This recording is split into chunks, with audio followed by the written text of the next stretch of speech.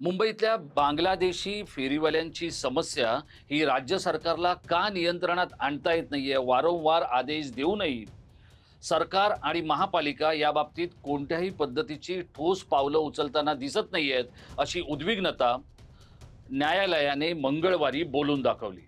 आणि त्यानुसार न्यायालयामध्ये बांगलादेशी फेरीवाल्यांचा आणि त्याचप्रमाणे परदेशी फेरीवाल्यांचा जो काही प्रश्न आहे तो कशा पद्धतीत राज्य सरकार नियंत्रणात आणणार आहे याबाबतचा ठोस कार्यक्रम न्यायालयात सादर करावा, असे कडक आदेश मंगळवारी न्यायालयाने राज्य सरकारला दिलेले आहेत. पण प्रत्यक्षात पाहिलं तर मुंबईच्या वेगवेगळ्या भागात या बांगलादेशी फेरीवाल्यांची आणि त्याचप्रमाणे परदेशी फेरीवाल्यांची संख्या, अनधिकृत फेरीवाल्यांची संख्या ही मुंबईकरांसाठी आणि एकूणच समाजासाठी चिंतेचा विषय ठरलेली आहे.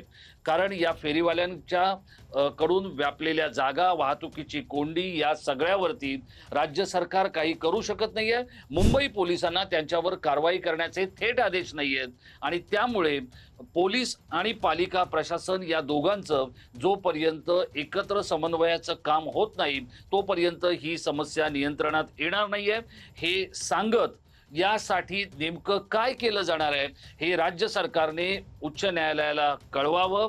आणि गेले 1.5 महिना यावरती अनेक गोष्टींनी आदेश देऊन किंवा सूचना देऊनही कोणतीही कारवाई झालेली नाहीये, याच्याबद्दल न्यायालयानं तीव्र संताप व्यक्त केलेला आहे.